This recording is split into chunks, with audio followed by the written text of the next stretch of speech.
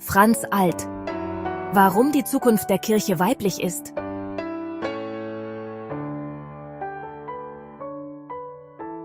Stell dir eine Kirche vor, in der Frauen nicht nur dienen, sondern entscheiden. In der Maria Magdalena nicht im Hintergrund verschwindet, sondern als Apostelin der Apostel ernst genommen wird. Genau diesen Traum hat Franz Alt, und er legt sich mit nichts Geringerem an als 2000 Jahren Männerkirche. In diesem Video schauen wir uns sein Buch »Ich habe einen Traum. Die Zukunft der Kirche ist weiblich« an und warum es viele begeistert, aber auch provoziert. Kontext. Worum geht's? Franz Alt beschreibt eine Kirche in der Krise, Missbrauchsskandale, Machtmissbrauch, Massenaustritte und eine Hierarchie, die fast ausschließlich männlich ist.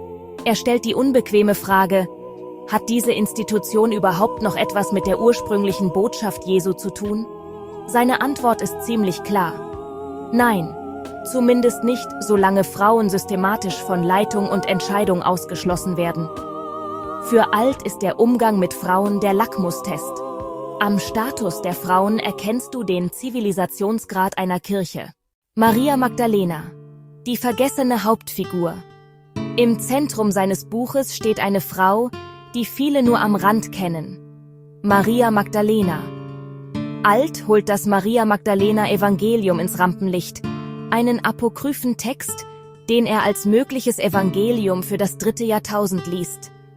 Für ihn ist Maria nicht die Sünderin, wie sie oft dargestellt wurde, sondern die engste Vertraute Jesu und erste Zeugin der Auferstehung.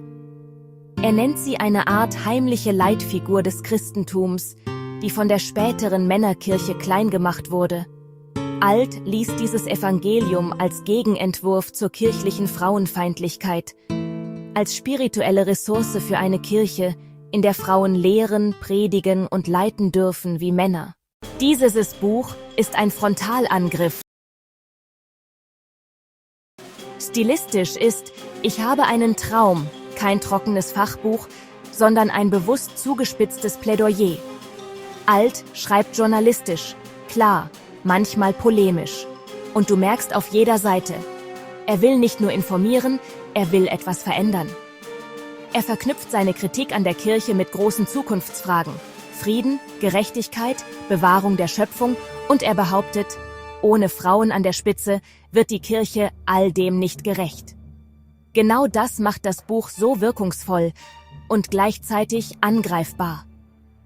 Wer eine nüchterne, akademische Analyse erwartet, wird sich an den steilen Thesen und der selektiven Auswahl von Quellen stören. Wer aber nach einer leidenschaftlichen Vision sucht, findet hier eine kraftvolle, aktivierende Stimme. Stärken des Buches. Was funktioniert gut? Erstens, die Sprache.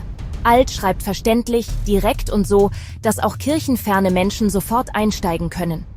Zweitens, er rehabilitiert Maria Magdalena als Leitfigur einer weiblichen, gleichberechtigten Spiritualität, die viele Frauen schon lange suchen.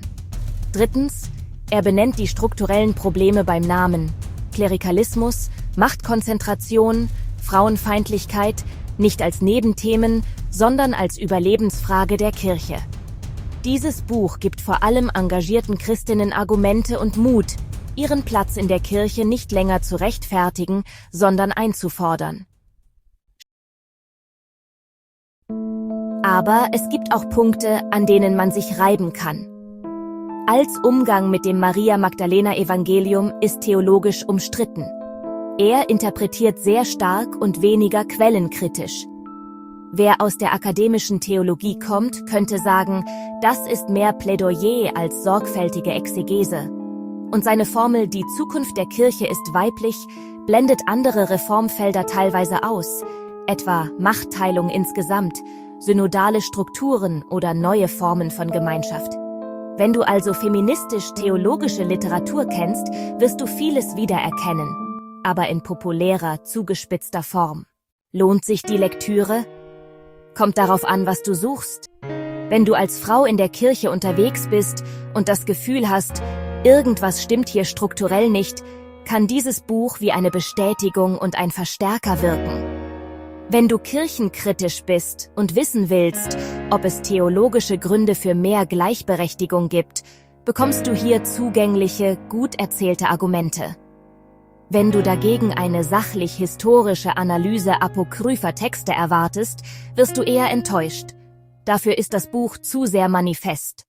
Ich habe einen Traum ist kein neutraler Bericht, sondern ein leidenschaftlicher Weckruf.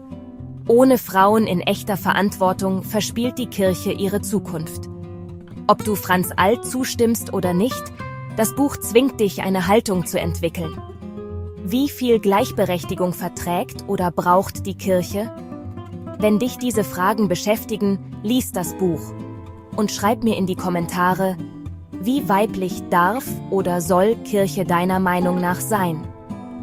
Wenn dir diese Review gefallen hat, lass gern ein Abo da, gib dem Video ein Like und teile es mit Menschen, die in der Kirche aktiv sind oder sie längst verlassen haben.